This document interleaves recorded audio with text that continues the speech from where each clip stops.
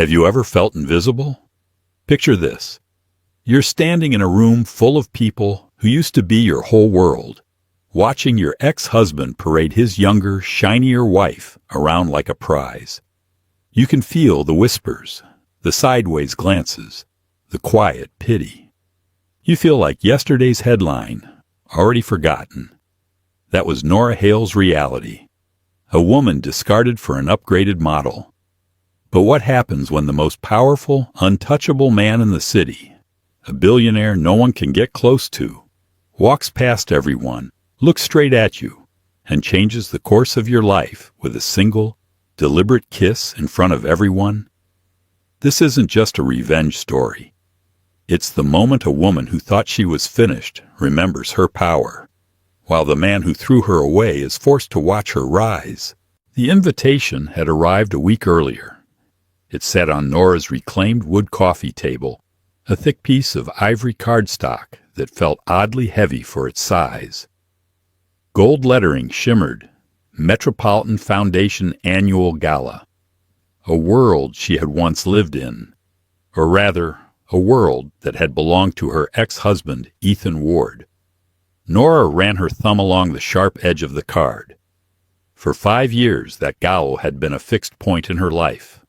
A night of borrowed diamonds, tight smiles, and standing silently at Ethan's side while he worked the room. She had been Mrs. Ethan Ward then, the quiet, tasteful ornament attached to an investment banker on a rapid rise. Her own career, landscape architecture, had been gently nudged into the background. A nice little hobby, he'd called it, something to keep her entertained while he built their future. After the divorce, she learned that their future had been entirely his. Now, a year later, the invitation felt like a dare. Her small freelance studio was finally picking up. She had a handful of regular clients who loved her thoughtful, sustainable garden designs. She was paying her own bills, watering her own plants, sleeping diagonally in a bed that belonged only to her. She was healing. But was she healed enough? "You should go," her friend Jenna had urged over the phone. "You need to walk into that room like you still own oxygen. Show him you're not just surviving, you're thriving." Thriving felt ambitious. Most days, just breathing without crying felt like an achievement. But Jenna had a point. Hiding felt like letting Ethan win. So Nora had taken out the one dress Ethan had always hated. It was a deep emerald silk slip that skimmed and flowed in a way he'd called too much for a banker's wife. It was unapologetically hers. Tonight she wouldn't be Mrs. Ward. Tonight she'd simply be Nora Hale. The ballroom of the Pierre Hotel glittered. Crystal chandeliers, glowing sconces, champagne and money everywhere. The air hummed with ego and influence. Nora accepted a champagne flute from a passing waiter, the bubbles prickling on her tongue. She lingered near the edges of the room, orbiting the crowd like a quiet satellite. Familiar faces glanced her way, brief flickers of recognition, maybe curiosity, maybe pity, before shifting on to more important people. She was old gossip no one bothered to retell. And then she saw them.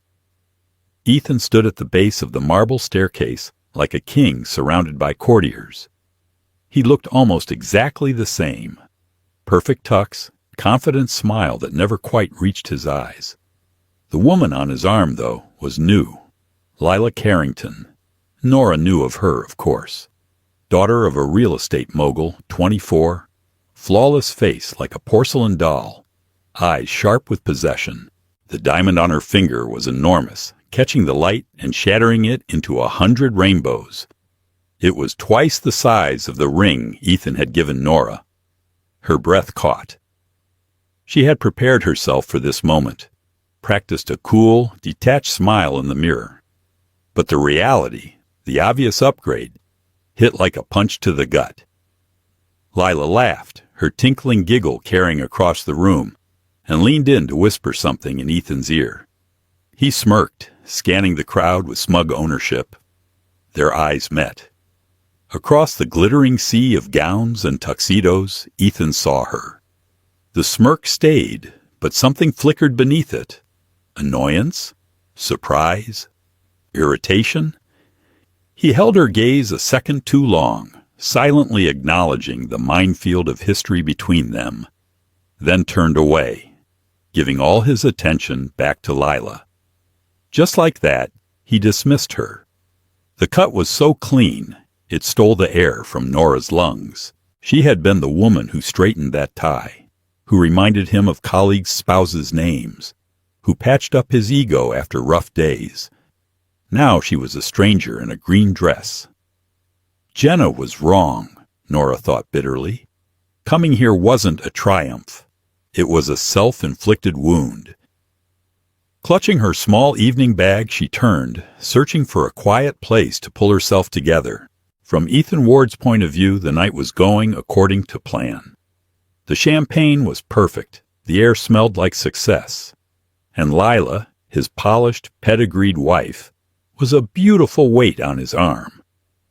At 35, a senior VP at a major firm and married into a powerful family dynasty, he felt like a man who had played the game and won. Seeing Nora was an unwelcome complication. She stood alone near the bar, the same woman he'd once considered good enough for the early stages of his career, now stunning in that ridiculous green dress he'd once argued with her about. It hugged the elegant lines of her body, exposed the curve of her back. It was a dress for an artist, not a corporate wife. For a moment, a ghost from the past surfaced. Nora years ago, sketching with black charcoal smudged on her fingers, eyes bright as she talked about community gardens and regenerative landscapes. Over time, he'd quietly smothered that spark. He shoved the memory aside. He had chosen wisely, he told himself. Nora had been the starter wife, the one suitable for his initial ascent. But breaking into the real elite circles required someone like Lila, a statement wife. Her father had opened doors Ethan could never have reached alone. Their marriage was a merger, and the returns had been excellent. Who is that? Lila's soft voice sliced through his thoughts, loaded with steel. Her gaze was fixed on Nora. No one important, Ethan answered too quickly. Just my ex. Lila's perfect brows arched. That's her? The gardener? Ethan flinched. Landscape architect, he corrected automatically. It was just a hobby. Well, she's here alone. Lila's grip tightened on his arm. Are you going to say hello? It would be rude not to. What she meant was, I want to see her up close. I want to evaluate the threat. He knew it was a test. Ignoring Nora would imply she still had power over him. Approaching her would prove how utterly indifferent he was. Of course, he said smoothly. He led Lila across the ballroom, feeling the shift in attention as people watched them. They were the power couple of the night. The approach felt like a victory lap. Nora, he said, his tone a polished blend of surprise and condescension. I didn't expect to see you here. She turned, her face composed in a mask of polite neutrality. Her warm brown eyes met his, and for a heartbeat he felt that old, unspoken understanding of years together. Ethan, Lila, you make a lovely couple, she said evenly. Thank you, Lila chirped, her smile brilliant and razor-edged. She extended her hand, the enormous diamond practically winking. It's so brave of you to come to these events alone. I'd be so uncomfortable without someone to lean on. A perfectly delivered insult wrapped in concern. Nora's hand was steady as she shook hers. I'm here as a guest of the foundation, she replied calmly. They're considering a collaboration with me for the new conservatory gardens. Ethan's smile tightened. Collaboration? Her? It had to be an exaggeration, some pathetic attempt to save face. That's nice, he said dismissively. Good for you, keeping busy with your little garden business. The words hung in the air, poisoned with contempt. He saw a flicker of pain in her eyes. but it vanished, replaced by cool, steady calm. "It's more than a business, Ethan. It's my work," she answered quietly but firmly. "Something I don't expect you to understand." The sharpness of the retort startled him.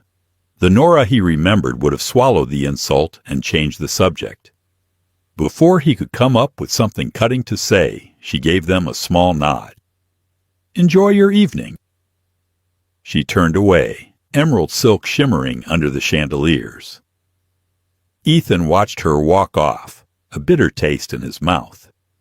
Somehow, that encounter hadn't given him the satisfaction he'd anticipated. Instead, something ugly and unsettled gnawed at him. He'd meant to show her what she'd lost. Instead, seeing her walk away, composed and unbroken, left him with the disturbing feeling that he was the one miscalculating. The balcony felt like another world. Nora slipped through the heavy glass doors into the cool night air. The roar of the city below softened into a distant murmur. Central Park stretched out like a dark, quiet sea under the stars.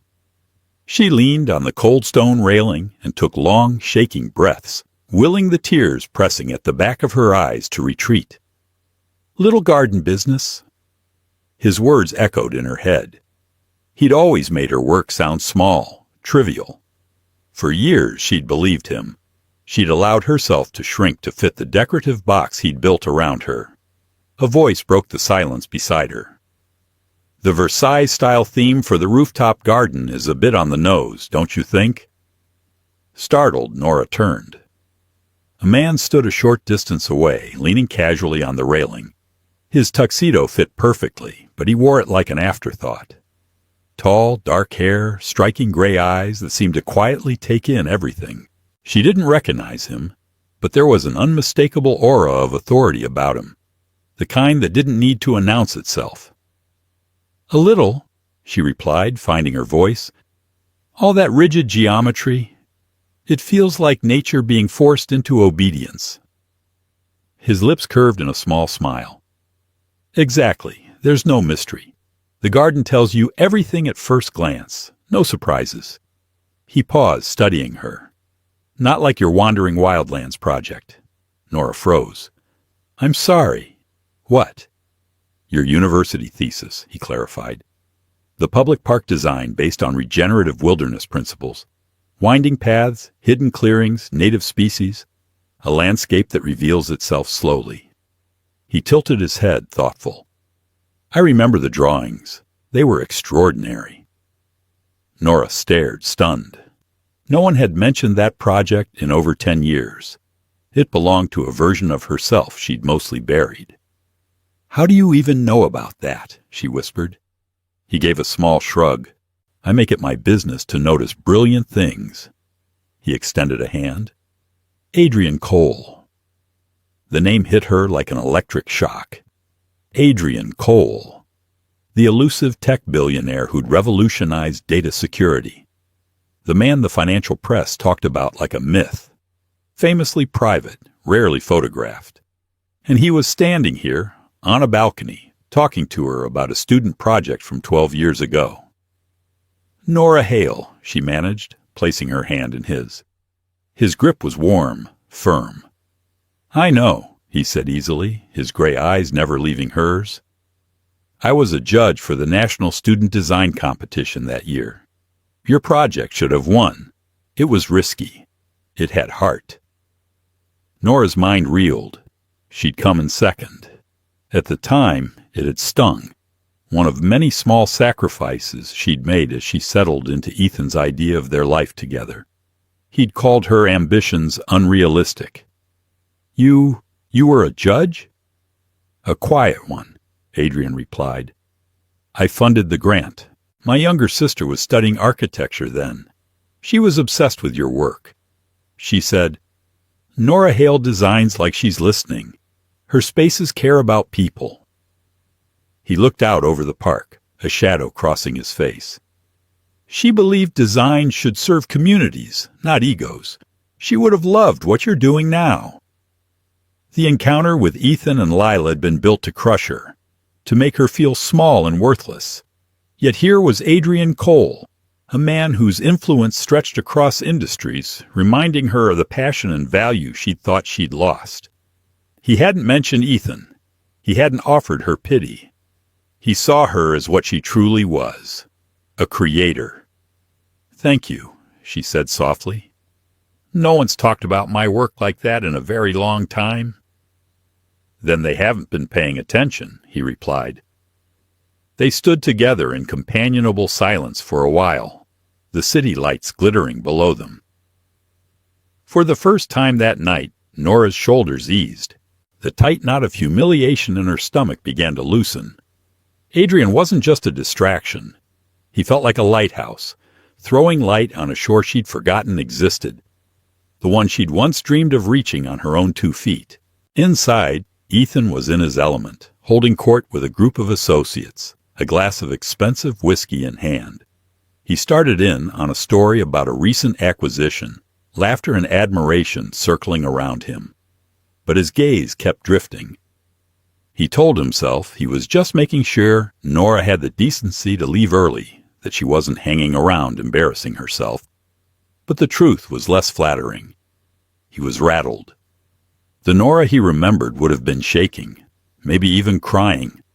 This Nora had stood her ground. She'd thrown his words back at him. Then he saw her, on the balcony. And she wasn't alone. Adrian Cole stood beside her. Ethan's story died mid-sentence. One of his colleagues, Ryan, followed his line of sight. "Is that Cole?" Ryan breathed. "I didn't even know he was here. Who's he with?" "My ex-wife," Ethan replied, and the words tasted like ash. The small group fell silent. The shift in power was immediate. Ethan was no longer the brightest star in their sky. Adrian Cole was. Everyone else was just orbiting. "What is Cole doing with her?" Lila hissed at his side, having appeared out of nowhere. Her doll-like face was tight with alarm. "Ethan, do you understand who that is? My father has been trying to get a meeting with him for 6 months, and he's out there talking to your gardener." "She's not my gardener," Ethan snapped, anger flaring. "And I have no idea what he wants with her." His insides twisted. Had Nora told some sob story about their marriage? Was she trying to undermine his reputation? His mind raced through worst-case scenarios. They weren't just talking. Nora was smiling. A real, unguarded smile he hadn't seen in years. The one she used to wear when she was knee-deep in a design she loved. Adrian was listening, fully focused on her, as if the rest of the world didn't exist. They looked comfortable, almost intimate. Something primal and ugly rose in Ethan's chest, jealousy, sharp and irrational. He didn't want Nora, he told himself. He had Lila, the ultimate status symbol, but seeing the woman he'd dismissed as insignificant treated as an equal, adored, by a man like Adrian Cole, felt like a personal insult. It shattered the story he'd been telling himself for years, that he'd traded up, that he'd won. He watched as Nora and Adrian stepped back inside and headed toward the grand foyer. When they paused, Ethan found himself holding his breath, hoping they'd split off in different directions. Instead, Adrian lightly touched Nora's arm. He said something only she could hear. Then, beneath the blazing chandeliers, in front of politicians, socialites, and reporters, Adrian Cole bent his head and kissed Nora Hale. It wasn't passionate or frantic. It was slow, intentional, deeply tender, a kiss that said, "You matter." Conversations died mid-word. The room sucked in a collective breath. Camera flashes that had been pointed at celebrities whirled to capture them instead, firing in a storm of light. Ethan went numb. The glass in his hand slipped slightly, slick with sweat. His vision tunneled until the only thing he could see was that kiss. He watched the woman he'd belittled and discarded being publicly cherished by a man whose power made his own seem laughable. When the kiss ended, Adrian rested his hand on the small of Nora's back, guiding her toward the exit, shielding her from the chaos of attention. Ethan's meticulously constructed world, built on image, control, and other people's perception, didn't just crack, it shattered. In that moment, he wasn't Ethan Ward, successful financier. He was just the man who had let Nora Hale go. The fool who'd thrown away a diamond, convinced it was a worthless stone. The next morning, everything was different. Nora's face was splashed across society blogs and gossip sites. Billionaire Adrian Cole's mystery woman, screamed one headline. Cole's shock kiss at gala, declared another. Her phone buzzed nonstop on the nightstand, vibrating like an angry insect. She'd switched it to silent, burying herself under the covers as if the duvet could muffle the noise of the entire city talking about her. She felt nauseous with embarrassment at the public spectacle, jittery about the unwanted attention. And yet, underneath, there was something else, a spark of power. No one was looking at her like the pitiful ex-wife anymore. No one was calling her Ethan's ex. Now, to the outside world, she was Adrian Cole's mystery woman. Just after 9, a new text appeared. Unknown number. Nora, I owe you an apology for the scene I caused and an explanation. Would you have dinner with me tonight? AC. Her fingers trembled as she typed a single word. Yes. He didn't take her to a glamorous restaurant where they'd be photographed. Instead, a discreet car picked her up and brought her to a quiet brownstone in the West Village, his home. Inside, the place was warm and lived in. Bookshelves stacked high. Modern art that actually looked chosen, not staged. Not the sterile billionaire lair she'd secretly imagined. They ate at a simple wooden table in a real kitchen. A chef named Diego prepared a rich, comforting pasta and then disappeared, leaving them alone. No pretense tonight, Adrian said, setting down his wine glass. First, I need to say this. I am truly sorry. I put you in an impossible position last night. It was impulsive and unfair. Nora met his gaze. Then why did you do it? He didn't look away. I told you about my sister, Emma, he said quietly. She was 2 years behind you at Columbia. She followed your work religiously. She used to say Nora Hale designs with empathy. She builds places that heal people. Grief briefly passed over his face. Emma died in a car accident a few months after that competition, he continued. Losing her, it hollowed me out. When I sold my first company, I started a foundation in her name, the Emma Cole Foundation. It supports women architects and designers creating public, community-centered spaces.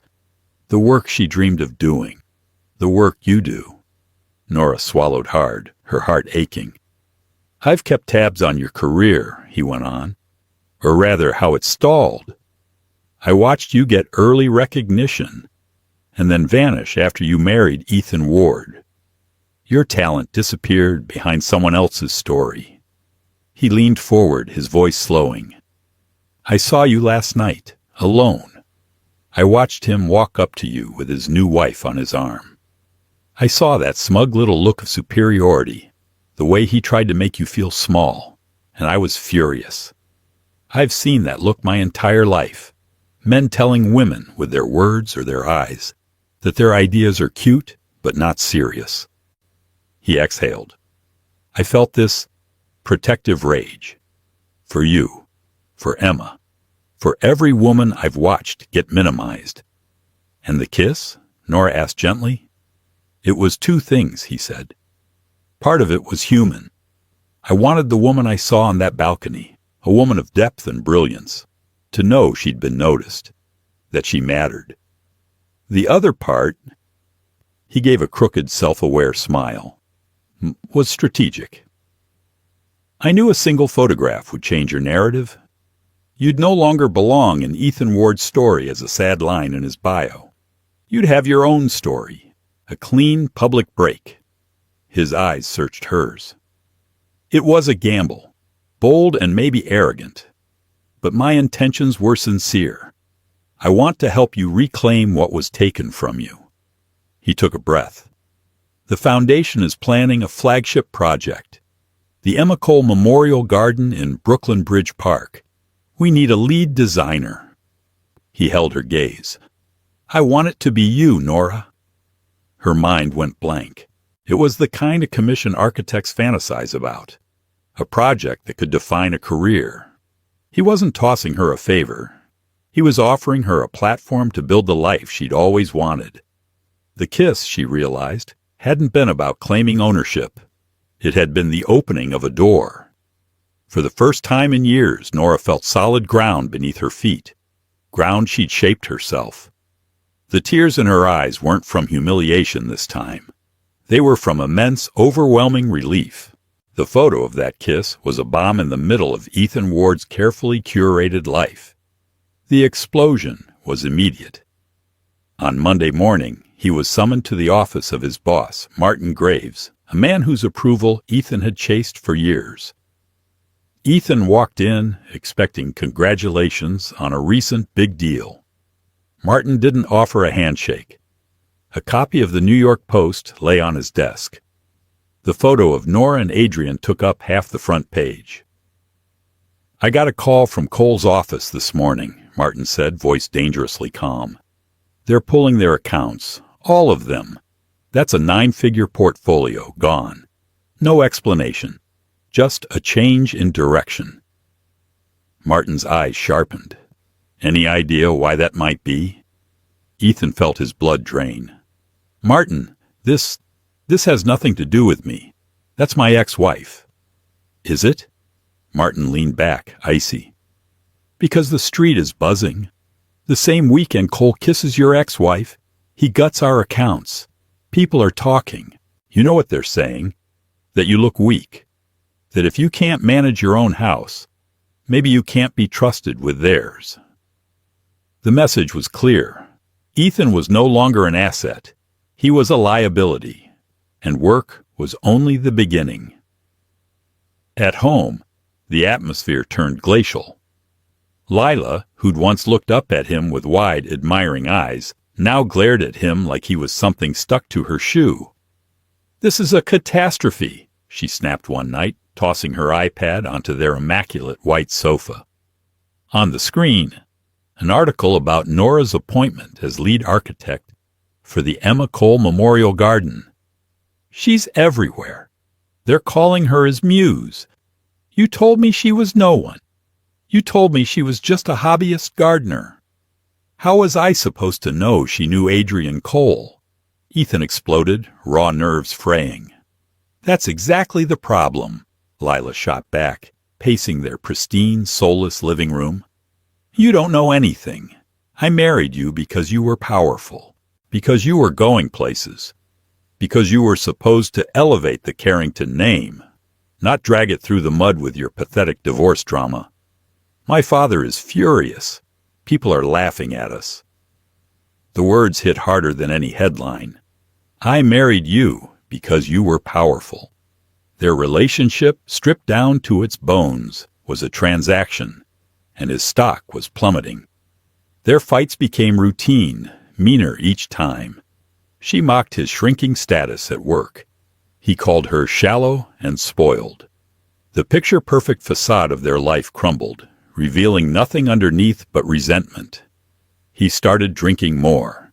At night, alone in his study, he scrolled through article after article about Nora and Adrian. Photos of them at the garden site, walking through muddy ground, deep in conversation. They looked like partners, equals. Articles praised Nora's visionary designs, her resilience, her passion. He remembered a night years ago when she'd excitedly shown him a proposal for a community garden in a low-income neighborhood. She'd glowed as she explained it. He hadn't even looked at it properly. "There's no money in that," he'd muttered, eyes on his market reports. "Focus on the house." Now, the work he'd dismissed was being funded by a billionaire and celebrated by the city. He'd thought power meant money, status, control. Watching Nora step into her own power, he began to realize he'd been wrong all along. The site for the Emma Cole Memorial Garden was a neglected stretch of waterfront in Brooklyn Bridge Park. 2 scruffy acres of weeds, cracked pavement, and forgotten potential. To Nora, it was perfect. A blank canvas, a promise. She threw herself into the project with an intensity she hadn't felt since her 20s. The woman who had once tiptoed around Ethan's ego was gone, replaced by someone who took up her own space without apologizing for it. She spent her days on site, boots muddy, hair in a messy bun, talking with engineers and foremen, sketching in the margins of blueprints. Her nights were spent hunched over her drafting table, surrounded by drawings, plant lists, and soil analyses, fueled by coffee and a long-suppressed joy. The design she created was the opposite of the rigid, symmetrical show gardens of the wealthy elite. Inspired by her old wandering wildlands concept, it was more confident now, more assured. A garden for healing. Curving, accessible paths invited visitors to wander and pause. There was a sensory garden for children with disabilities, a meadow bursting with native wildflowers for pollinators, and quiet pockets with benches made from reclaimed wood for anyone needing a moment to breathe. At the center, a simple fountain murmured gently, a symbol of resilience and continuity. Adrian was a steady presence, never hovering, always respectful. He visited often, not as a controlling patron, but as an engaged ally. He listened closely when she explained why she'd chosen echinacea for strength, lavender for calm, willow for remembrance. He learned the names of plants. He asked questions that showed he cared. Their relationship grew slowly, naturally, rooted first in shared purpose. They grabbed noodles at tiny local restaurants after long days, arguing enthusiastically about everything from urban planning to tech ethics to old sci-fi novels. He made her laugh, the kind of full-bodied, unguarded laugh she'd thought she'd forgotten how to have. One cool autumn evening, as they walked along the promenade, the Manhattan skyline glittering across the river, Nora looked back at the garden site. "You've given Emma something beautiful," she said quietly. "She'd be proud." "She would," Adrian agreed. He stopped and turned to face her, expression serious. "Nora, when I reached out to you at first, my motives were complicated. I wanted to help you, yes, but it was also about correcting something I'd watched happen to Emma. It was about fairness, about rewriting the story a bit." He gently tucked a loose strand of hair behind her ear, his touch sending warmth through her. "But that's not what this is anymore," he continued. "It hasn't been for a long time. I'm not interested in your past or in Ethan Ward. I'm interested in you, your mind, your kindness, the way your whole face lights up when you talk about root systems and soil health."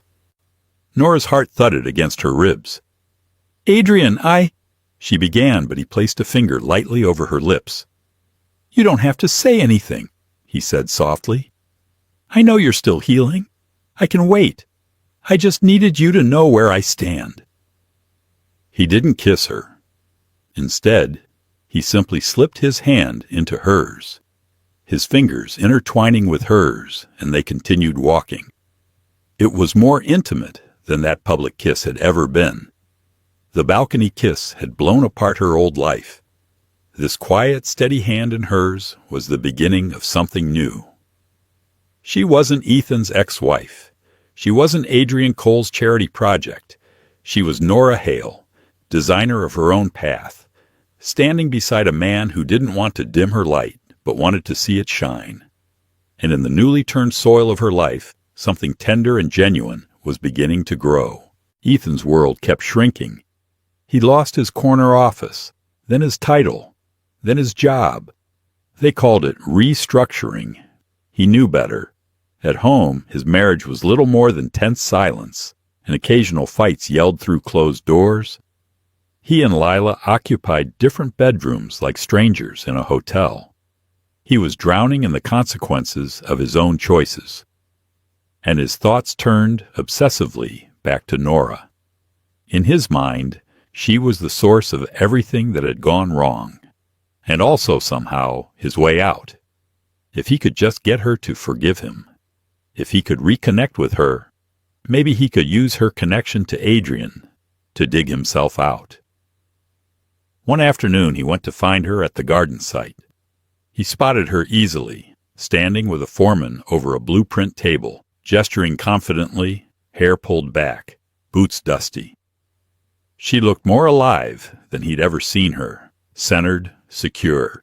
He waited until she finished, then walked over with the most contrite expression he could manage.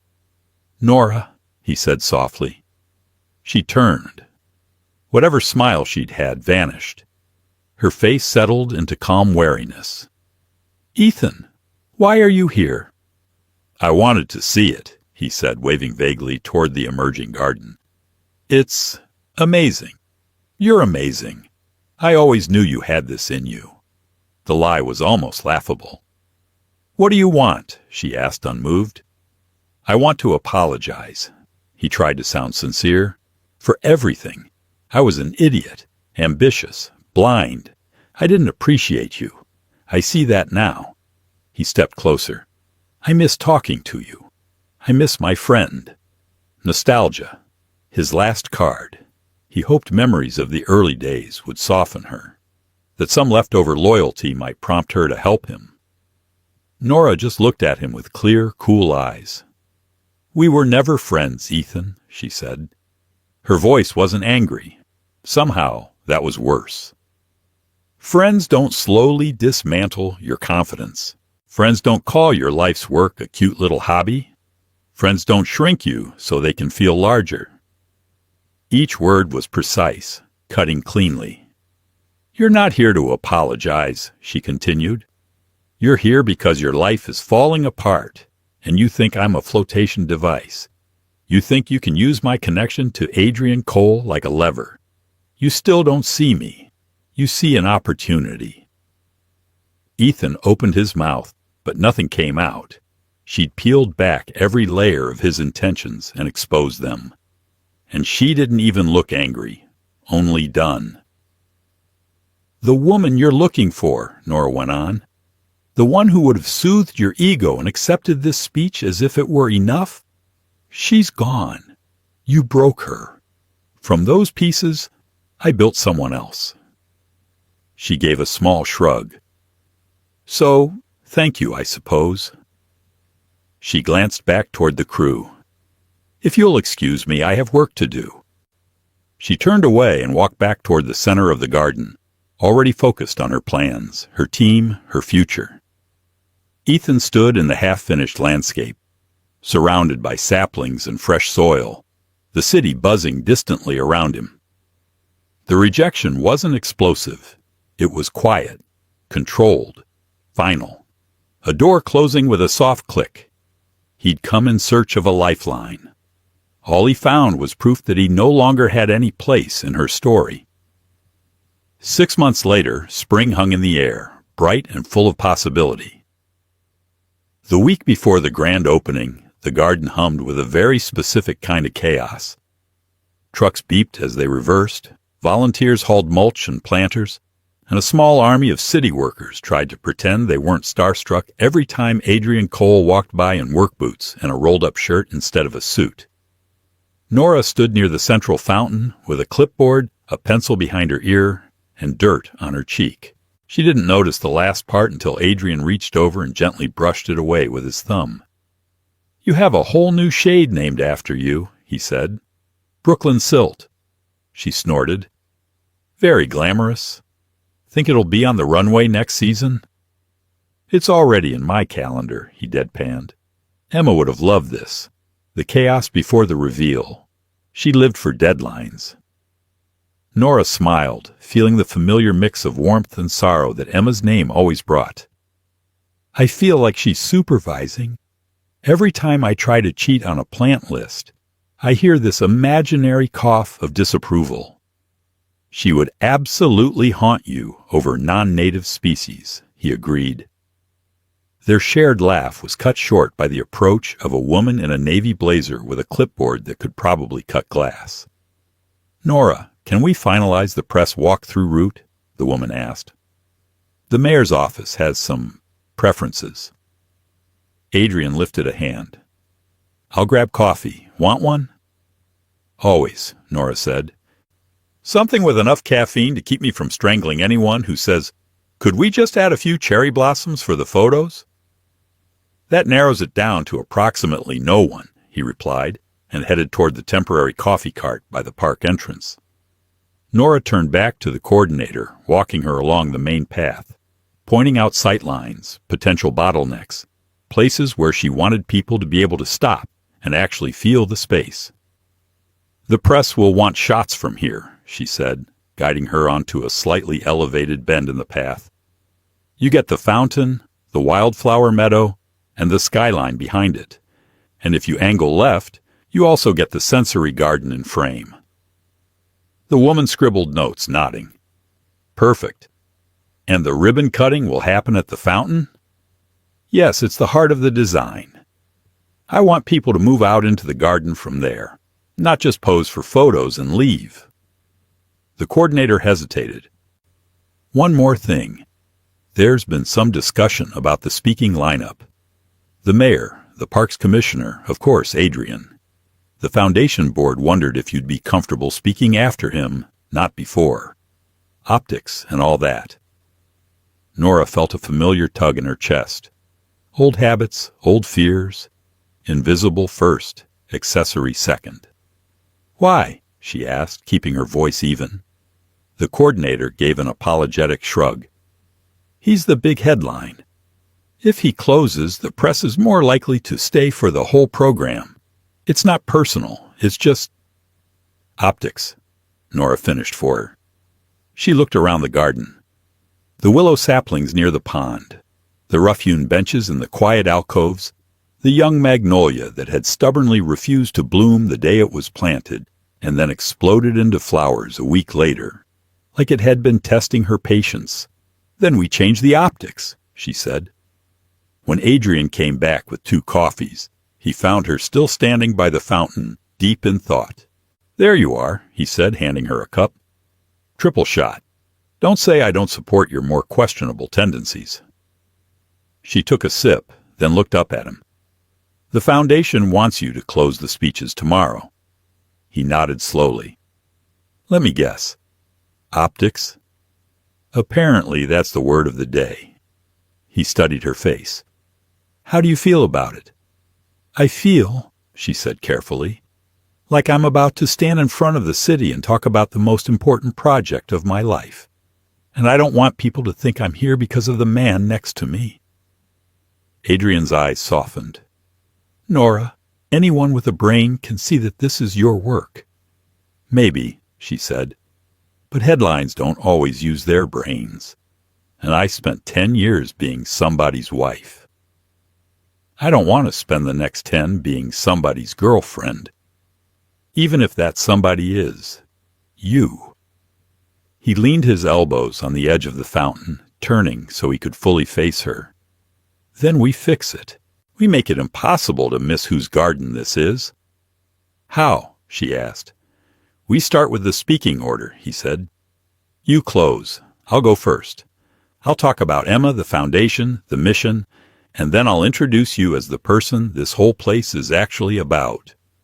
"They won't like that," she warned. He smiled slightly. "They can send me a stern email. I might never recover." She laughed, the tension in her shoulders easing. "You know, one day your board is going to stage a coup." "They're welcome to try," he said. "But they know me. I don't back people as a prop. I back them because they deserve to be in the spotlight." He hesitated, then added, "You do realize I'm outrageously proud of you, right?" Her throat tightened unexpectedly. "I'm starting to suspect." The night before the opening, Nora couldn't sleep. Her apartment was quiet, the city noise muffled by distance and double-paned windows. Plans and what-ifs swirled in her mind. What if the crowd didn't understand what she tried to do with the design? What if the press reduced it to Billionaire's love project and ignored the work? What if she tripped on the dais and face-planted into the fountain in front of every camera in New York? Her phone buzzed softly on the bedside table. A message from an unknown number she recognized anyway. Mom. We're on the train. Your father is pretending not to be excited. He ironed his shirt twice. A blurry photo followed, a shot of her parents on a commuter train. Her mother beaming. Her father looking vaguely alarmed by the selfie process, but wearing the exact plaid shirt he reserved for special occasions. Nora's eyes stung. She typed back, "Can't wait to see you both. Don't let Dad talk you into leaving early to beat the traffic." Another message appeared almost immediately. Too late. He already said it. I told him we are staying until the very end. I want to see you speak. She laid the phone on her chest and stared at the ceiling. She thought of all the years she'd called home and said, "I'm just helping Ethan with some events," or "I might go back to work later." How many times her mother had hesitated before saying, "Are you happy?" Now tomorrow they'd see her in element her, not someone else's shadow. The anxiety didn't disappear, but it shifted, softening around the edges, replaced by a steadier feeling. Readiness. The morning of the opening dawned clear and bright, the kind of light that made every leaf look freshly washed. By the time Nora arrived, the park was already buzzing, event staff checking microphones, city officials rehearsing their talking points, camera crews setting up tripods.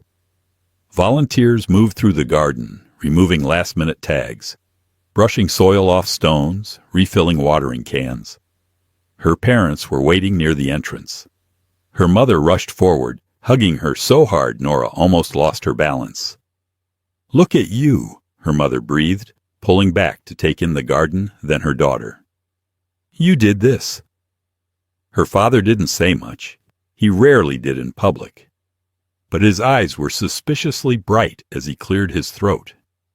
"It's good," he managed, then shook his head as if that word wasn't enough.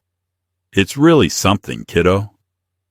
Adrian appeared a few minutes later, walking with the mayor's staff, but he broke away as soon as he saw Nora with her parents.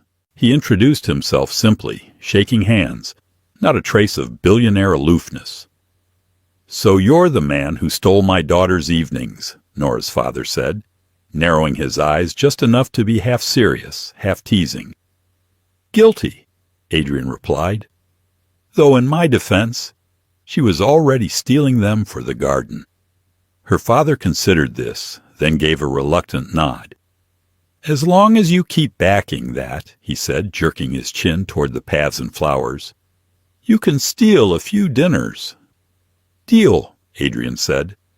The program itself unfolded in a blur. Speeches, applause, flashes of cameras. The mayor spoke first, predictably over his allotted time. The parks commissioner followed, talking about community and green space. Then Adrian stepped up to the podium. He didn't talk about his company or his net worth. He talked about Emma, about her belief that good design could change how people treated each other, about the injustice of how quickly women's ideas got erased. And then he said, "When we started this project, everyone assumed I would be the story. I'm not. The story is the woman who turned concrete into this." He turned, extended a hand toward Nora. "She doesn't just design with empathy, as my sister once said," he continued. "She designs with courage, with persistence, with a refusal to stay small. Please welcome the person whose vision you're standing in, Nora Hale." The applause that followed was loud, but what caught Nora was the sight of her parents in the front row, her mother dabbing at her eyes, her father clapping like he was afraid his hands might fall off if he stopped. Nora took a breath and stepped up to speak, and as she began, talking about the soil, about access, about how every path was designed so a tired nurse or a kid with sensory overload could find a place to breathe. She felt something settle inside her. Not the old fear of taking up space. Something else. A quiet, steady knowing that she belonged exactly where she was. From the outskirts of the crowd, half hidden near the park fence, Ethan listened. He hadn't planned to come. He'd told himself it was pointless, masochistic. But something heavier than curiosity had pulled him there, made him stand in the wind with his hands shoved deep in his jacket pockets, listening to a life he'd tried to convince her she didn't need. He watched Adrian introduce her not as an accessory, but as the center. He watched her parents' faces. He heard the crowd fall still when Nora talked about growing up in a town with one struggling park. The way that patch of green had saved her on days when school felt like a battlefield. Maybe for the first time in his life, he let himself feel the full weight of what he'd tried to take from her. When the ribbon was cut and the crowd flowed into the paths, he stayed at the edge, out of sight. He watched kids run ahead of their parents, their hands brushing the grasses. He watched an elderly woman sit slowly on a bench like she was lowering herself into a memory. For a moment, he imagined a different version of himself, one who had stood beside Nora on this stage, not working against her in 1,000 quiet ways over the years. The thought hurt, but he didn't run from it this time.